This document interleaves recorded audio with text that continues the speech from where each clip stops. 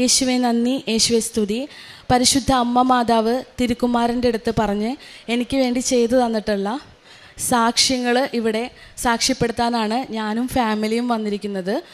എൻ്റെ പേര് റോസ്മേരി എന്നാണ്. Saint Thomas Apostolic Church Santhome കൊച്ചിയിൽ നിന്നാണ് ഞാൻ വരുന്നത്.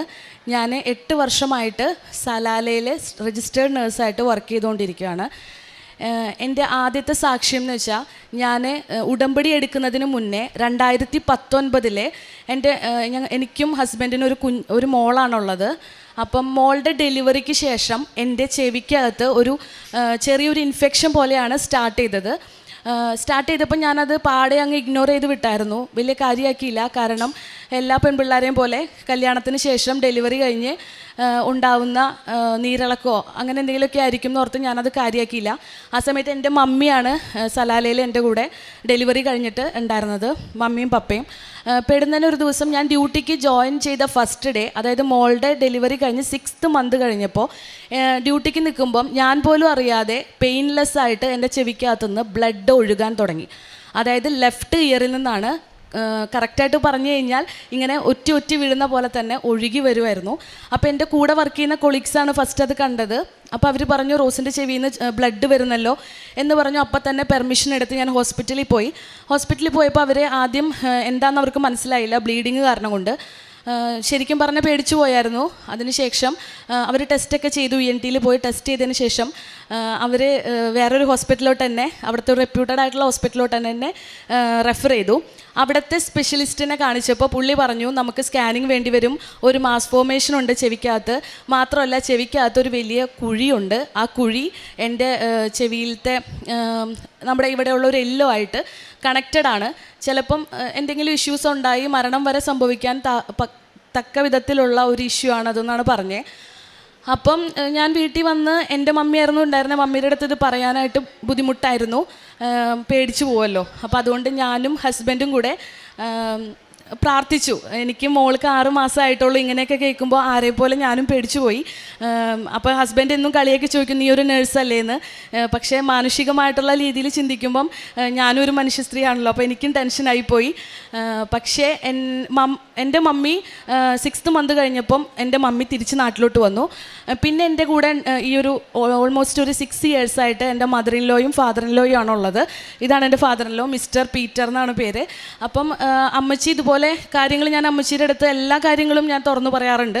അപ്പോൾ അമ്മച്ചിയോട് ഞാൻ പറഞ്ഞു, അമ്മച്ചി ഇങ്ങനെ ഒരു പ്രശ്നമുണ്ട്, അതിൻ്റെ റിവ്യൂവിനായിട്ട് ഹോസ്പിറ്റലിൽ പോവുകയാണ്. അപ്പോൾ കണ്ടിന്യൂസ് ഞാൻ ഡ്രോപ്സും കാര്യങ്ങളും മെഡിക്കേഷൻ എല്ലാം എടുക്കുന്നുണ്ടായിരുന്നു. അപ്പോൾ ഇതെന്താണെന്ന് ഐഡൻറ്റിഫൈ ചെയ്യാൻ ഡോക്ടേഴ്സിന് ആർക്കും പറ്റിയില്ലായിരുന്നു. അതായത് ചെവിക്കകത്തെ പാട ദ്രവിച്ചു പോകുന്ന ഒരു അവസ്ഥയാണെന്നാണ് എന്നോട് പറഞ്ഞത്. അപ്പം അമ്മച്ചി ആ സമയത്ത് ലോക്ക്ഡൗൺ സ്റ്റാർട്ടായി കോവിഡിൻ്റെ. അപ്പോൾ അമ്മച്ചി ഓൺലൈനകത്ത് ജോസഫ് അച്ഛൻ്റെ ഡെയിലി ബ്രെഡും അതുപോലെ തന്നെ കൊന്തയൊക്കെ കൂടി പ്രാർത്ഥിക്കുമായിരുന്നു. അപ്പം ഞാൻ ഇടയ്ക്ക് നാട്ടിൽ വന്നപ്പം എൻ്റെ വല്യമ്മച്ചി എനിക്ക് വല്യമ്മച്ചി എടുത്ത ഉടമ്പടിയുടെ തൈലത്തിൽ നിന്ന് ഒരു നുള്ള് എൻ്റെ കയ്യിലുള്ള വെളിച്ചെണ്ണയിൽ മിക്സ് ചെയ്ത് തന്നായിരുന്നു.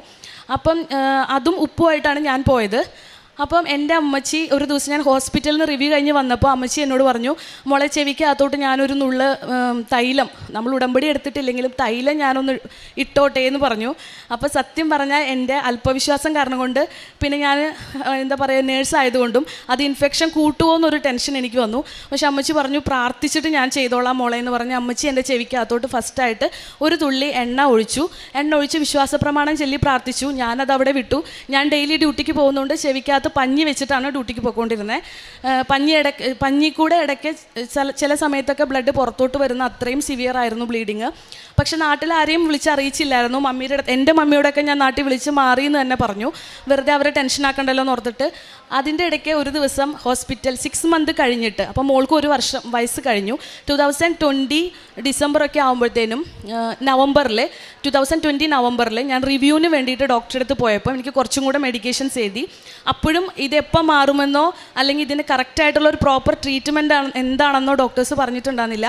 എൻ്റെ അടുത്ത് പറഞ്ഞിരുന്ന ഒരു 4 years ഒക്കെ നോക്കാം, അതിനകത്ത് ഇൻഫെക്ഷൻ കുറഞ്ഞിട്ട് ആ കുഴി തൂർന്നു വരുന്നുണ്ടോ നോക്കാമെന്നൊക്കെയാണ് പറഞ്ഞത്. ഈ ഒരു നവംബർ മാസത്തിൽ, November 7th ആണ് എൻ്റെ ഓർമ്മ റെഡിയാണെങ്കിൽ, അമ്മച്ചി എന്നോട് ചോദിച്ചു, ഹോസ്പിറ്റലിൽ പോയി വന്ന് 3 days കഴിയുന്നു. അപ്പോൾ ഞാൻ ഡ്യൂട്ടി കഴിഞ്ഞ് വന്നപ്പോൾ എന്നോട് ചോദിച്ചു, ചെവിക്കകത്ത് പഞ്ഞി വെച്ചില്ലേ കൊച്ചേന്ന് ചോദിച്ചു. അപ്പം ഞാൻ നോക്കിയപ്പം ഞാൻ 3 ദിവസമായിട്ട് പഞ്ഞി വെക്കാൻ മറന്നിരിക്കുന്നു, എൻ്റെ ചെവിക്കകത്തുനിന്ന് ചോര വന്നിട്ടില്ല. അപ്പം ഞാൻ പറഞ്ഞു, അമ്മച്ചി ചോര വന്നിട്ടില്ല, ഞാനത് മറന്നുപോയല്ലോ, പഞ്ഞി വെക്കാനും മരുന്നെടുക്കാനും മറന്നുപോയല്ലോ.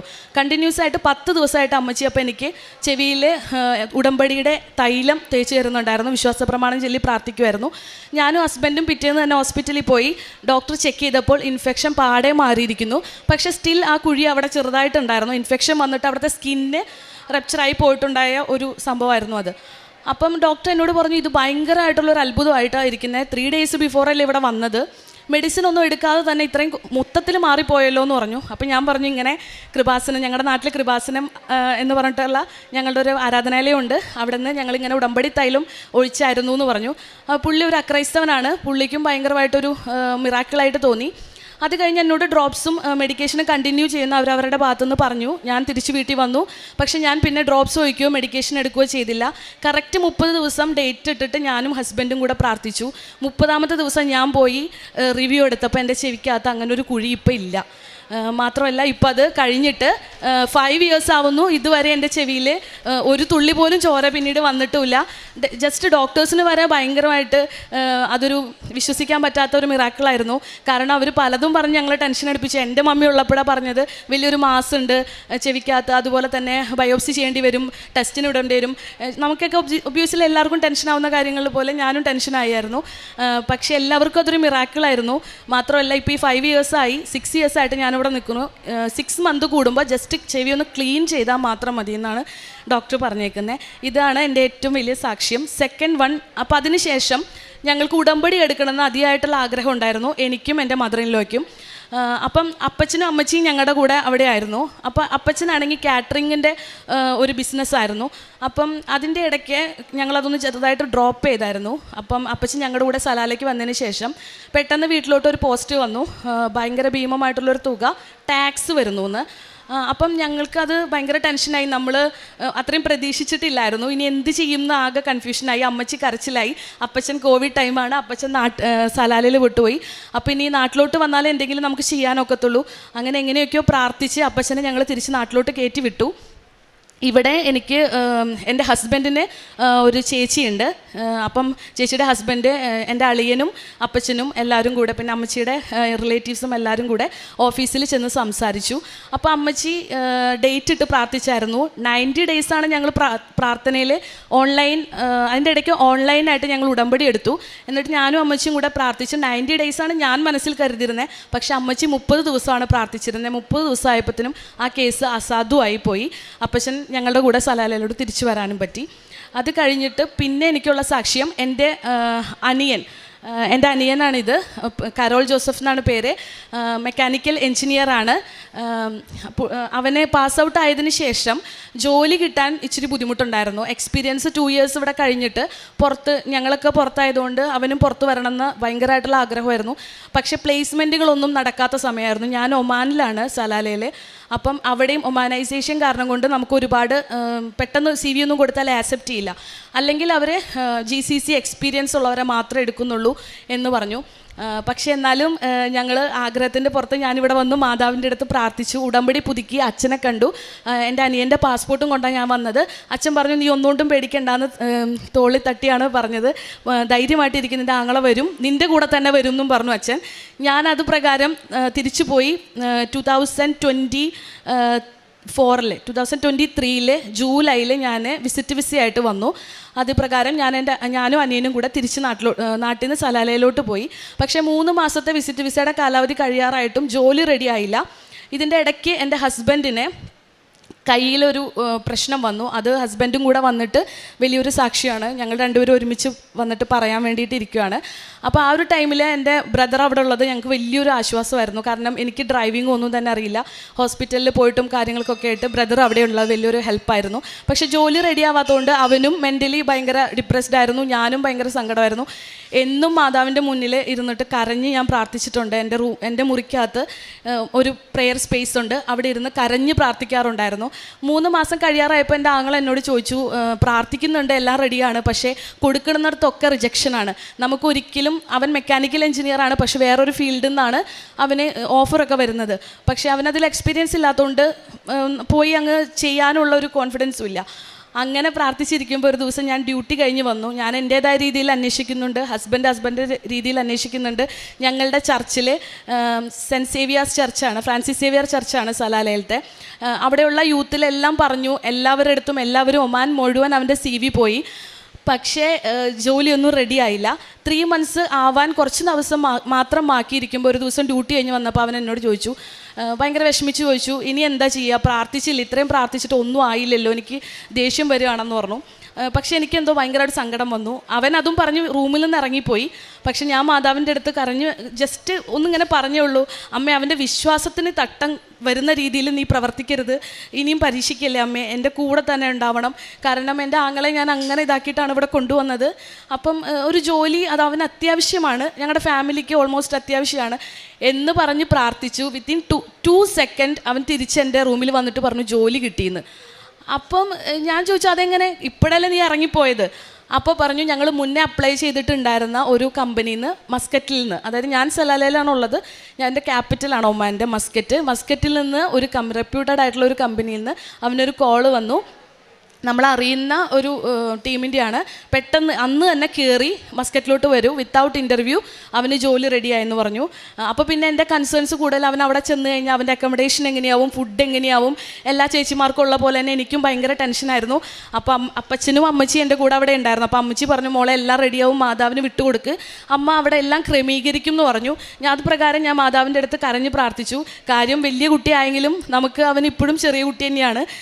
അപ്പം ഞാൻ അങ്ങനെ കരഞ്ഞാണ് പ്രാർത്ഥിച്ചത്. പക്ഷെ അവനവിടെ എത്തി, അവന് തന്നെ ഒരു റൂമും പിന്നെ അതുപോലെ തന്നെ ഫുഡ് വെച്ച് കൊടുക്കാൻ അവിടെ ആളുണ്ട്, എല്ലാം കൊണ്ടും നല്ലൊരു ഓഫീസായിരുന്നു.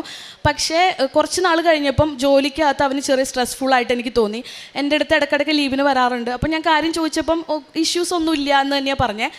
പക്ഷെ അവൻ എന്തോ വിഷമമുള്ള പോലെ എനിക്ക് തോന്നി. അപ്പം ഞാൻ കാശുരൂപം, മാതാവിൻ്റെ കാശുരൂപം, പിന്നെ ഞങ്ങൾ പ്രാർത്ഥിച്ചുകൊണ്ടിരുന്ന മാതാവിൻ്റെ ചെറിയൊരു ഫോട്ടോയും ഉപ്പും അവന് കൊടുത്തു വിട്ടു. ഞാൻ അവനോട് പറഞ്ഞു അവിടെ ചെന്ന് കഴിഞ്ഞാൽ അവൻ്റെ ഓഫീസിൽ ഉപ്പ് ഇട്ടിട്ട് ജോലി സ്റ്റാർട്ട് ചെയ്യാൻ പറഞ്ഞു. പക്ഷെ അവനവിടെ എത്തിക്കഴിഞ്ഞ് പിറ്റേ ദിവസം തന്നെ എന്നെ വിളിച്ചു പറഞ്ഞു, അവനോട് പെട്ടി പാക്ക് ചെയ്തിട്ട് ഇരിക്കാൻ പറഞ്ഞു, ഏതോ ഒരു സ്ഥലത്തോട്ട് അവനെ മാറ്റുക എന്ന് പറഞ്ഞു എന്ന്. അപ്പം പിന്നെയും ടെൻഷനായി, അയ്യോ ഇനിയിപ്പോൾ എങ്ങോട്ടായിരിക്കും വിടുന്നത്, ഇനി ജോലി പോകുമോ, അങ്ങനെയൊക്കെ ഭയങ്കര ടെൻഷനായിപ്പോയി. പക്ഷേ അവരുടെ എന്നെ വേറൊരു ബ്രാഞ്ചിലോട്ട് സൂപ്പർവൈസിങ് പൊസിഷനിലോട്ട് അവനെ ഹയർ ചെയ്തുകൊണ്ടുള്ള ഒരു കാര്യമായിരുന്നു അവർ വിളിച്ച് പറഞ്ഞത്. ഇപ്പം നല്ല രീതിയിൽ മസ്കറ്റിൽ എൻ്റെ ആങ്ങള ജോലി ചെയ്യുന്നുണ്ട്. അപ്പം അതാണ്. പിന്നെ അടുത്ത കാര്യം എന്ന് പറഞ്ഞാൽ എൻ്റെ മമ്മിയാണിത്, പേര് മിനു ജോസഫ് എന്നാണ്, ഇതെൻ്റെ ഫാദറാണ്. അപ്പം മമ്മിക്ക് 2024 April 19 ഞങ്ങളുടെ പാവർട്ടി പള്ളി പെരുന്നാളിൻ്റെ അന്ന് വെടിക്കെട്ടായിരുന്നു. അപ്പോൾ വെടിക്കെട്ടിൻ്റെ ഇടയ്ക്ക് വെച്ചിട്ട് മമ്മിയുടെ തലയിലോട്ട് ഈ നെറ്റിയുടെ ഭാഗത്തോട്ട് ഒരു സ്പാർക്ക് വന്ന് വീണായിരുന്നു. വീണ് കഴിഞ്ഞപ്പോഴത്തേനും ഇവിടെ ഇത്രയും നെറ്റിയുടെ ഇത്രയും ഐബ്രോൻ്റെ ഭാഗത്തോട്ട് അവിടെ പൊള്ളിപ്പോയി, അവിടെ ചെറിയൊരു കട്ട് ഇഞ്ചുറിയൊക്കെ വന്നു. ഞങ്ങൾ ഹോസ്പിറ്റലിൽ കൊണ്ടുപോയി. അപ്പം കണ്ണിനൊക്കെ ചെറിയൊരു വിഷന് പ്രശ്നം വന്നു. അതിനെ തുടർന്ന് ഒരു 1 week കഴിഞ്ഞപ്പോഴത്തേനും മമ്മിക്ക് കണ്ടിന്യൂസ് ആയിട്ട് വോമിറ്റിങ് സ്റ്റാർട്ട് ചെയ്തു. ഞങ്ങൾ ആദ്യം കരുതി ഫുഡ് ഇൻഫെക്ഷനൊക്കെ ആയിരിക്കുമെന്ന്, പെരുന്നാളൊക്കെ കഴിഞ്ഞതല്ലേ അപ്പോൾ അതായിരിക്കും എന്ന് കരുതി. പക്ഷെ അതായിരുന്നില്ല. അതിനുശേഷം ഭയങ്കരമായിട്ട് സിക്കായിപ്പോയി, ഹോസ്പിറ്റലൈസ് ആയിരുന്നു. എന്നിട്ട് ഇങ്ങനെ കാണുന്ന മമ്മി ആയിരുന്നില്ല, മമ്മിക്ക് ഇച്ചിരി കൂടെ വണ്ണം ഉണ്ടായിരുന്നു. മമ്മി പെട്ടെന്നാണ് ലീനായി പോയത്, തീരെ വണ്ണം ഇല്ലാതെ ഭയങ്കരമായിട്ട് ശോഷിച്ചു പോയി. ഞങ്ങൾ സ്കാൻ ചെയ്തപ്പം ഫാറ്റി ലിവർ 2nd grade ആണെന്നാണ് അറിയാൻ പറ്റിയത്. ഇപ്പം എനിക്കാണെങ്കിൽ ഞാൻ ഡ്യൂട്ടിക്ക് എന്ന് ലീവ് എടുത്തിട്ടാണ് വന്നിട്ടുണ്ടായിരുന്നത്, ഞാനും ഹസ്ബൻഡും. അപ്പം ലീവ് തീർന്ന് പോയേ പറ്റുള്ളൂ. അപ്പം ഓൾറെഡി ആങ്ങള അവിടെ ജോലിയിലാണ്, പപ്പയ്ക്ക് ജോലിയുണ്ട്, പപ്പ ജോലിക്ക് രാവിലെ പോവും, രാത്രി വരെ മമ്മി ഒറ്റയ്ക്കാണ്. അപ്പോൾ എന്നെ സംബന്ധിച്ചിടത്തോളം വലിയൊരു കൺസേൺ ആയിരുന്നു. മാതാവിൻ്റെ അടുത്ത് ഒരുപാട് പ്രാർത്ഥിച്ചു, എനിക്ക് പോയേ പറ്റുള്ളൂല്ലോ. അപ്പം മമ്മിയുടെ അടുത്ത് എന്ത് ചെയ്യും, മമ്മി എന്ത് ചെയ്തിട്ട് ഞാൻ പോവും, അങ്ങനെയൊക്കെ ഭയങ്കര സങ്കടമായിരുന്നു. അപ്പോഴാണ് ഞാൻ എൻ്റെ ഒരു അങ്കിളിന് കാലിന് വലിയൊരു പ്രശ്നമായിരുന്നു. അത് അങ്കിളിനെ കൊണ്ടുവന്നിട്ട് ഞാൻ പറയാമെന്നാണ് വിചാരിക്കുന്നത് സാക്ഷ്യം. അപ്പം അങ്കിളിനെ കൊണ്ട് ഇവിടെ വന്നപ്പം എനിക്ക് ഇവിടെ നിന്ന് മാതാവിൻ്റെ ഒരു സ്റ്റാച്ചു കിട്ടി. അപ്പം മാതാവിൻ്റെ സ്റ്റാച്ചു ആയിട്ട് ഞാൻ വീട്ടിൽ പോയി. ഞാൻ മമ്മിയുടെ അടുത്ത് പറഞ്ഞു, മമ്മി ഞാൻ പോയാലും മാതാവ് കൂട്ടിനുണ്ടാവും, എന്ത് വിഷമം വന്നാലും മാതാവിൻ്റെ അടുത്ത് പറഞ്ഞാൽ മതി, എന്ത് വന്നാലും മാതാവിനോട് സംസാരിച്ചുകൊണ്ടിരുന്നാൽ മതി, ഇപ്പോൾ ഒറ്റയ്ക്കാന്ന് തോന്നില്ല, അസുഖവും മാറി കിട്ടുമെന്ന് പറഞ്ഞു. തിരിച്ച് ഞാൻ സലാലയിലെത്തി. എല്ലാ ദിവസവും ഞാൻ ഉടമ്പടി തൈലം എൻ്റെ വയറ്റിൽ തേച്ചിട്ട് ഞാൻ പ്രാർത്ഥിക്കുമായിരുന്നു മമ്മിക്ക് വേണ്ടിയിട്ട്. അത് പ്രകാരം ഇപ്പം മമ്മിക്ക് ബെറ്ററാണ്. ഇങ്ങനെയൊന്നും ആയിരുന്നില്ല, വളരെ ലീനായിട്ടായിരുന്നു മമ്മി ഉണ്ടായിരുന്നത്, തീരെ ക്ഷീണിച്ചിട്ടൊക്കെ ആയിരുന്നു. ഇപ്പം ഞാൻ വന്നിട്ട് ഒരു മാസം കഴിഞ്ഞു. ഞങ്ങളുടെ കൂടെ ഫുള്ള് ഓടിച്ചാടി എല്ലായിടത്തും നടക്കാൻ പാകത്തിന് മാതാവ് എത്തിച്ചു തന്നു. ഇത്രയൊന്നും അല്ല, ഇതിൽ കൂടുതലുണ്ട്. പക്ഷേ ഇതിൻ്റെ ഇടയ്ക്ക് നമുക്ക് കൂടെ വരാൻ ആൾക്കാരില്ലാത്തതുകൊണ്ട്, നടന്ന ആളുകൾ കൂടെ വേണമല്ലോ, അപ്പോൾ അതുകൊണ്ട് അത് പറയാനുള്ള പെർമിഷൻ എനിക്കില്ല. പിന്നെ ഞാൻ ചെയ്തുകൊണ്ടിരുന്ന പ്രേക്ഷിത പ്രവർത്തനങ്ങൾ, ഞാൻ ഇവിടെ നിന്ന് കിട്ടുന്ന പത്രം എല്ലാവരും പോലെ ഞാനും കൊടുക്കുമായിരുന്നു. പക്ഷേ വിശ്വാസ പ്രമാണം ചൊല്ലിക്കൊണ്ടാണ് കൊടുത്തുകൊണ്ടിരുന്നത്.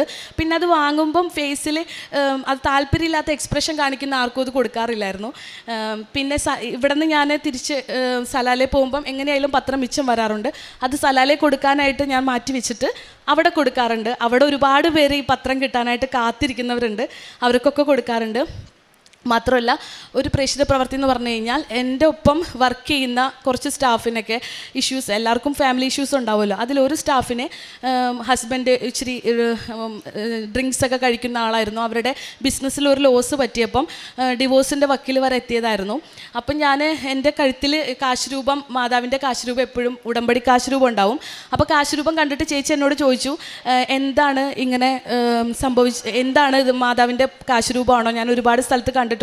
ചേച്ചി ഒരു അക്രൈസ്തവയാണ്.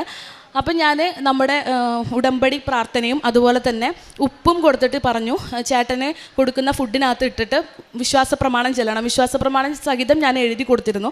ചേച്ചിക്ക് അതിൽ വിശ്വാസം ഉള്ളതുകൊണ്ടാണ് ഞാൻ കൊടുത്തത്. കാരണം പുറത്ത് നമ്മൾ വർക്ക് ചെയ്യുമ്പം, പ്രത്യേക ഒരു അറബ് കൺട്രിയും കൂടി ആകുമ്പോൾ നമുക്കിങ്ങനെ ഒരുപാട് പറയുന്നതിൽ ചെറിയൊരു റെസ്ട്രിക്ഷൻ അവർ വെച്ചിട്ടുണ്ട്. ആരെങ്കിലും ഒരു ഇത് പറഞ്ഞു കഴിഞ്ഞാൽ അതൊരു റെസ്ട്രിക്ഷനായിട്ട് അവിടെ വെച്ചിട്ടുണ്ട്. അപ്പോൾ അതുകൊണ്ട് ഞാൻ ചേച്ചിയോട് ചോദിച്ചു, ചേച്ചി വിശ്വാസം ഉണ്ടെങ്കിൽ മാത്രമേ എൻ്റെ കയ്യിൽ നിന്ന് ഉടമ്പടി വസ്തുക്കൾ വാങ്ങാവൂ, ഉപ്പാണെങ്കിൽ പോലും വാങ്ങാവൂ എന്ന് പറഞ്ഞു. ചേച്ചി പറഞ്ഞു, ഞാൻ മരണത്തിൻ്റെ വക്കിൽ നിൽക്കുക മോളെ, ഞാൻ എന്താണേലും കുഴപ്പമില്ല, എനിക്ക് ഇതിൽ നിന്ന് കരകയറിയേ പറ്റൂ എന്ന് പറഞ്ഞു. ഇപ്പം ചേച്ചിയും ഫാമിലിയും ഹാപ്പി ആയിട്ട് ജീവിക്കുന്നു.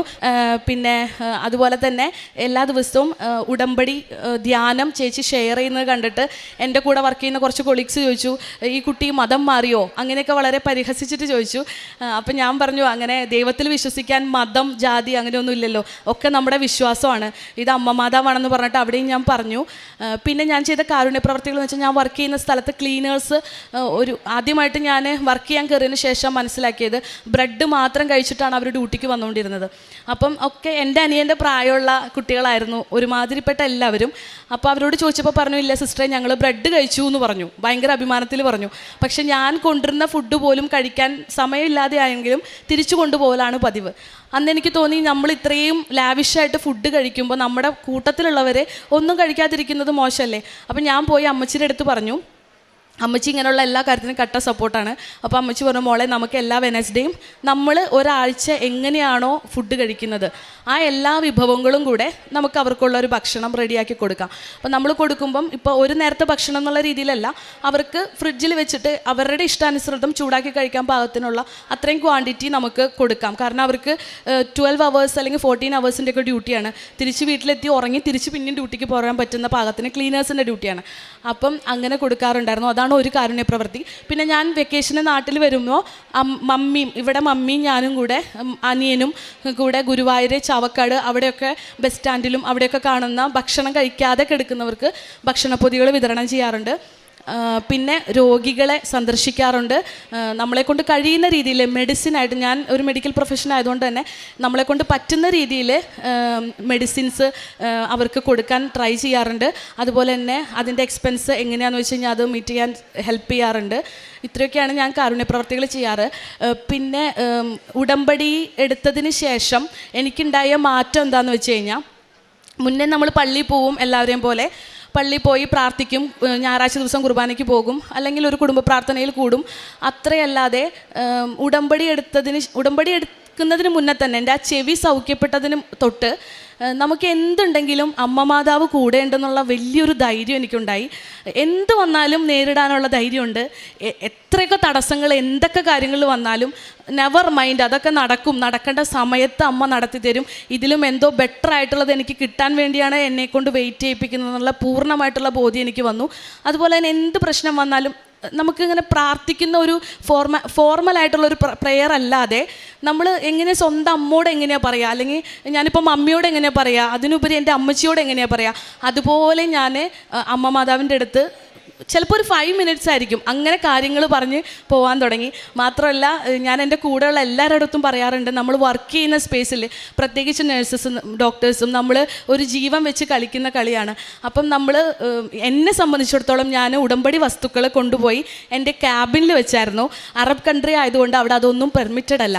പക്ഷേ ഇൻസ്പെക്ഷന് വന്നപ്പം അവർ ആ ക്യാബിൻ തുറന്നു നോക്കി. ഇൻസ്പെക്ടേഴ്സ് ആ ക്യാബിൻ തുറന്നു നോക്കിയപ്പം അതിനകത്ത് അമ്മ മാതാവിൻ്റെ ഫോട്ടോയും അതുപോലെ ഉടമ്പടി തൈലം, കൃപാസനം പത്രം, ഉടമ്പടിയുടെ ഉപ്പും. അപ്പം ഞാൻ എൻ്റെ വർക്ക് ചെയ്യുന്ന ഒരു പ്രിമൈസസിൻ്റെ 4 മൂലയിലും ഉടമ്പടിയുടെ ഉപ്പ് വെച്ചായിരുന്നു. പക്ഷേ ഞാൻ ഭയങ്കരമായിട്ട് ഭയപ്പെട്ടെങ്കിലും അവരൊന്നും മിണ്ടിയില്ല. ആ ഫോട്ടോയിലേക്ക് നോക്കിയിട്ട് എന്നോട് ചോദിച്ചു, മറിയമാണോ എന്ന് ചോദിച്ചു. അപ്പം ഞാൻ പറഞ്ഞു യെസ് എന്ന് പറഞ്ഞു. അപ്പോൾ നീ ബിലീവ് ചെയ്യുന്നുണ്ടോ മറിയത്തിനെയും ചോദിച്ചു. ഞാൻ പറഞ്ഞു ഉണ്ടെന്ന് പറഞ്ഞു. അത്ര മാത്രം പറഞ്ഞ് അവർ ആ ക്യാബിൻ ക്ലോസ് ചെയ്തിട്ട് പോവുക ചെയ്തത്. ശരിക്കും അത് അവിടെയൊക്കെ വലിയൊരു ഇഷ്യൂ ആയി, ജോലി തന്നെ പോകേണ്ട ഒരു ഇതാണ്. പക്ഷേ എനിക്ക് അങ്ങനെയുള്ളൊരു ഭയം നേരത്തെ തോന്നിയിട്ടില്ലായിരുന്നു. പക്ഷേ അവർക്കും അതിലെന്തോ ഒരു ചൈതന്യം തോന്നിയിട്ടാണ് അവരത് ചിരിച്ചുകൊണ്ട് വിട്ടത്. ഇത്രയൊക്കെയാണ് എൻ്റെ സാക്ഷ്യങ്ങൾ. ഇനി ഇതിൽ കൂടുതൽ സാക്ഷ്യങ്ങളൊക്കെ പറയാനുണ്ട്. ഞാനും എൻ്റെ ഹസ്ബൻഡും മോളും കൂടെ, ഹസ്ബൻഡ് ലീവ് കിട്ടാത്തതുകൊണ്ടാണ് വരാഞ്ഞത്, വന്നിട്ട് ഞങ്ങൾ ഒരുമിച്ച് പറയുന്നതായിരിക്കും. ഇത്രയൊക്കെ അനുഗ്രഹങ്ങൾ നൽകിയ അമ്മ മാതാവിനും തിരുക്കുമാരനും ഒരു കോടാനുകോടി നന്ദി. വിശുദ്ധ യോഹന്നാൻ്റെ സുവിശേഷം 12-ാം അധ്യായം 26-ാം തിരുവചനം പറയുന്നു, എന്നെ ശുശ്രൂഷിക്കാൻ ആഗ്രഹിക്കുന്നവൻ എന്നെ അനുഗമിക്കട്ടെ. അപ്പോൾ ഞാൻ ആയിരിക്കുന്നിടത്ത് എൻ്റെ ശുശ്രൂഷകനുമായിരിക്കും. എന്നെ ശുശ്രൂഷിക്കുന്നവനെ പിതാവ് ബഹുമാനിക്കും.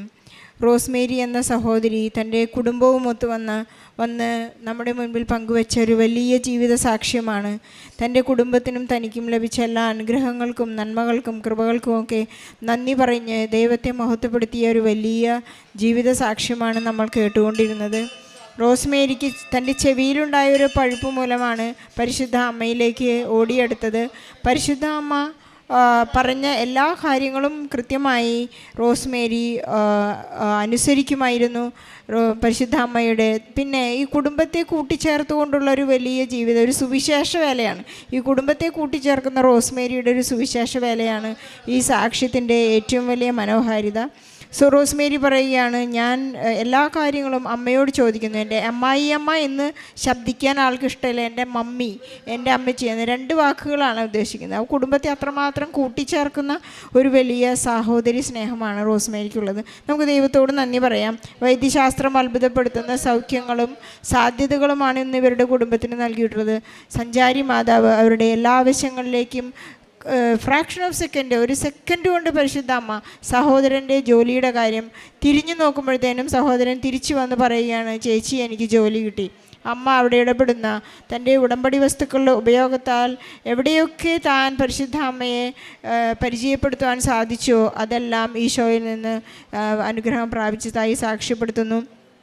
തൻ്റെ ജോലി സ്ഥലങ്ങളിലും പരിശുദ്ധ അമ്മയെ വെച്ച്, ആ ഫോട്ടോ വെച്ച് ആളുകളെ പരിചയപ്പെടുത്തി അമ്മയോട് ഒരു ഫ്രണ്ടിനോടെന്നോണം സംസാരിക്കുന്നൊരു ഇൻറ്റിമസി റോസ്മേരിക്കുണ്ട് എന്ന് പറയുകയാണ്. നമുക്കെല്ലാവർക്കും വളരെ സന്തോഷത്തോടെ ഈ സാക്ഷ്യം പരിശുദ്ധ അമ്മയ്ക്കും ഈശോയ്ക്ക് സമർപ്പിച്ചുകൊണ്ട് ഒരു വലിയ കയ്യടി നൽകാം. അത്യപൂർവ ദൈവാനുഭവങ്ങൾ ഇനി നിങ്ങൾക്കും സ്വന്തം. ഈ യൂട്യൂബ് ചാനൽ ഇതുവരെ സബ്സ്ക്രൈബ് ചെയ്തിട്ടില്ലെങ്കിൽ ഇപ്പോൾ തന്നെ സബ്സ്ക്രൈബ് ചെയ്യുക.